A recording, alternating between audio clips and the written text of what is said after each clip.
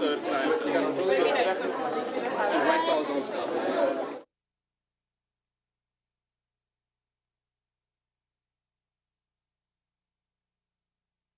If classrooms and curriculums were set up for inclusion, you wouldn't even need the discussion because it would just be your surroundings. That would be what it is, and people would take it for that. You can't give everyone the same opportunities because they don't all have the same ability to do things. Sometimes they're ostracized and just kind of set apart from the group, and people treat them so differently. In high school it was quite difficult, but I stayed strong. There were some times that I felt left out, but most of the time I fitted in. High school you had a separate classroom for a lot of the time, right? Right. So which one, like you preferred one over the other, right? Right. You liked being in the classroom with typical kids. Yeah. I read through that and then we'll discuss it. I've worked at 2 high schools now, and they both have different approaches to inclusion, but it's different for every student because every student is very different, just like everybody is different. They should be in there. There's no reason to pull them out. They can still be with their classmates. They can do work at their own level. No, they shouldn't be pulled out. They should be right there where they belong.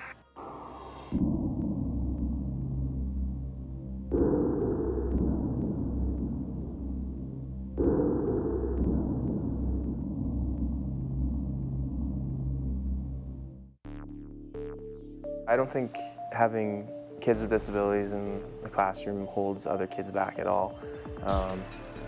I think if anything it will help them understand and learn more about that person. And I've worked with kids with disabilities for 6 years, and I've grown up with Mark for 20, and I've learned so much from all those kids and the different things that they do. And I think that if the kids with disabilities are in the classroom, people can learn so much from them. You know, it teaches them acceptance and patience.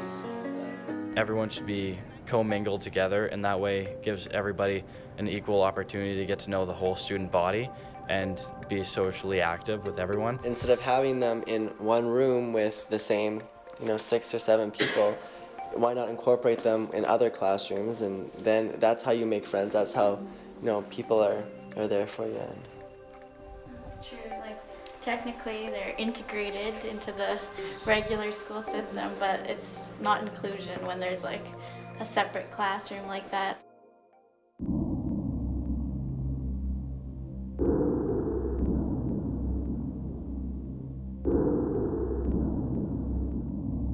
It kind of reminds me of when it was segregated black and white, like black people had to go to like a special church, special stores, special this, and they were only allowed to do things on certain days. And I kind of feel that way for some people with disabilities. Like, people look at them weird. Sometimes people are scared to talk with people with disabilities because, I don't know, it's outside of their group, it's outside of their clique, and they feel that they have to let a guard down to go outside of their circle and do something different. I'm not any different than anyone else. That's what I'd like to tell them. They can play pool. Golfing a little bit. Yeah. We usually go golfing. I usually do some golfing, and he's my cart driver sometimes. So. I always kick his butt at pool. At pool it is too. I never got shy meeting new people. I've always liked to meet people everywhere I go and ask them questions about music and telling them a little about me. I have one nice new tutors and a couple new friends, and I've got one that would sit beside me named Colby, and he's really nice to hang out with and talk and go movies and stuff, and we'd joke around. We'd have a lot of fun. I like hanging out in class. I think that's fun. Just hang out, watch movies, and eat popcorn. I want not just high school students, but everybody to realize that everybody's the same. Everybody has different disabilities. Everyone has something they can't do. Not everybody's perfect. Just treat everybody the same. You know, we've all got our qualities and we've all got our, as he says, our quirks. But it shouldn't change how we feel and how we think about other people.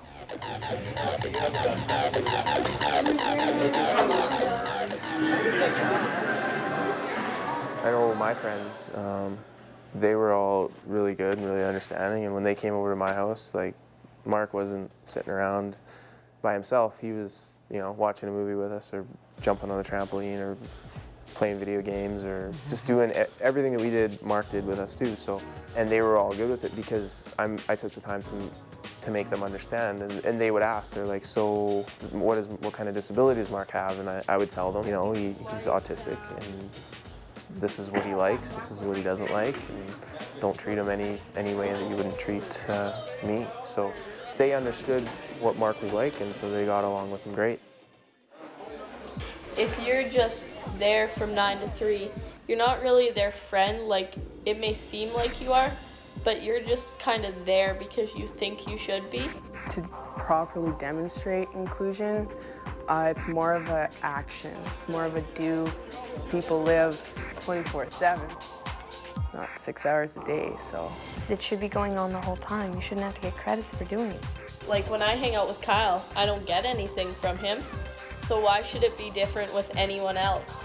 It should all be the same. So people shouldn't get Christian ethics hours for hanging out with them, because if you're gonna be their friend, you don't need anything. It's just you're there for them. That's the end of it.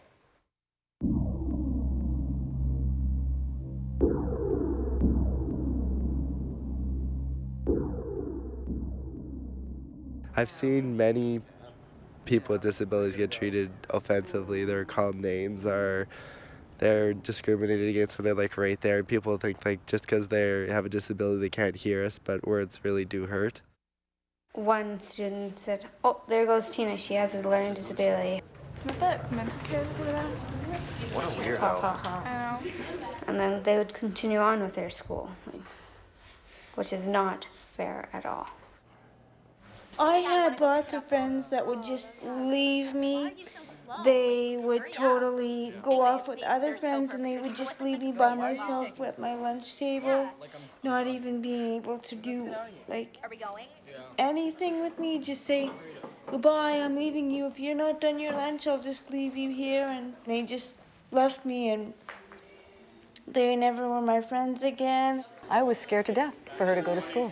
It was just because I remember when I was a kid how special needs people got treated.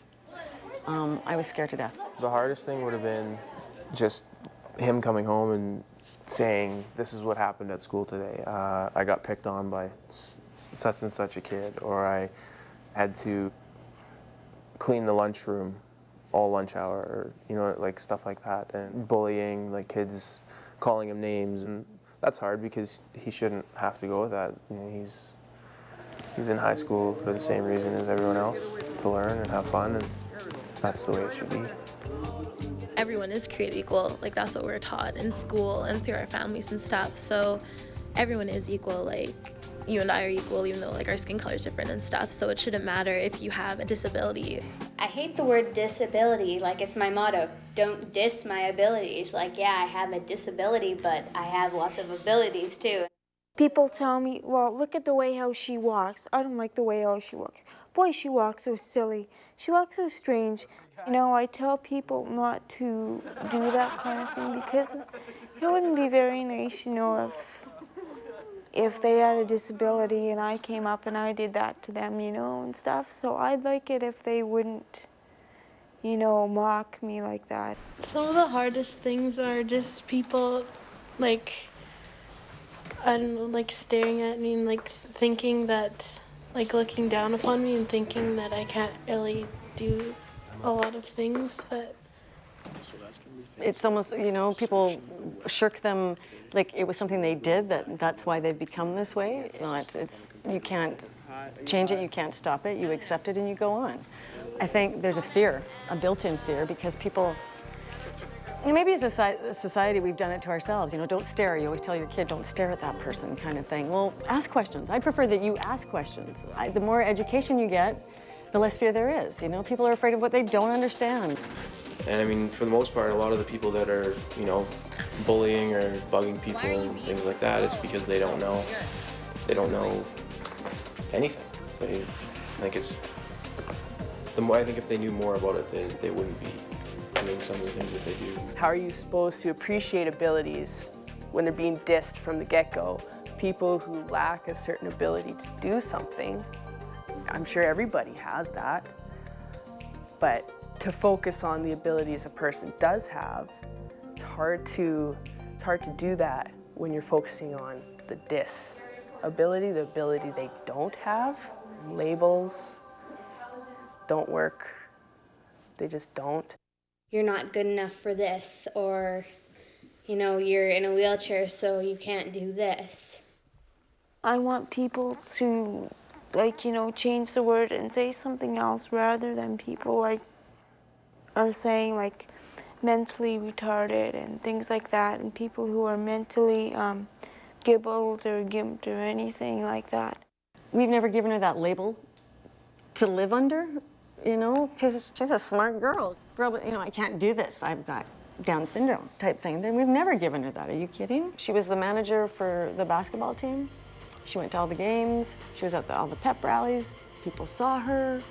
And they love me. And they loved her. And they loved her.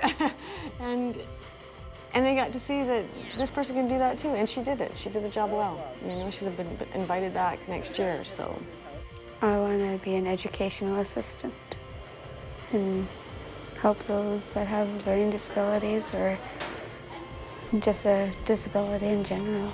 And there's nothing that is going to stop me from taking these classes at their school.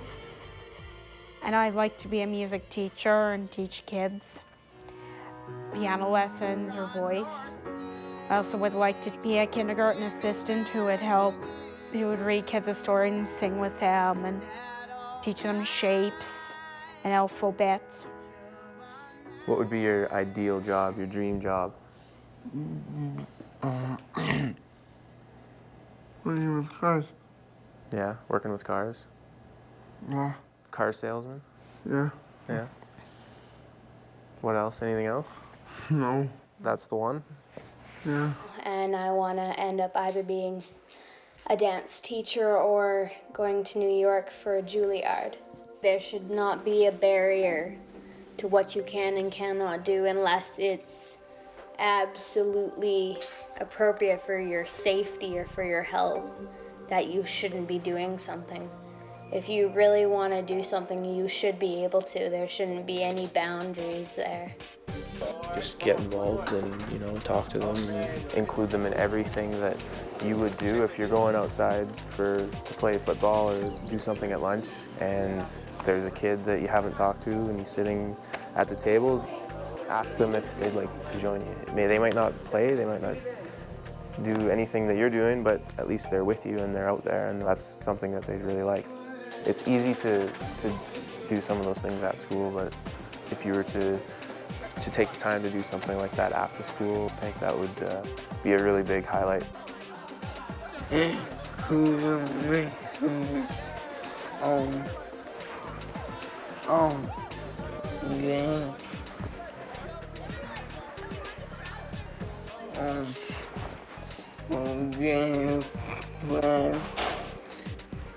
What else does it mean to you? Does it mean being included? Yeah. Yeah, because that's what you really want. You just want to be included. Yeah. Right? Have lots of friends. Mm-hmm. Have fun. Mm-hmm. Party. Party. With Lindsay.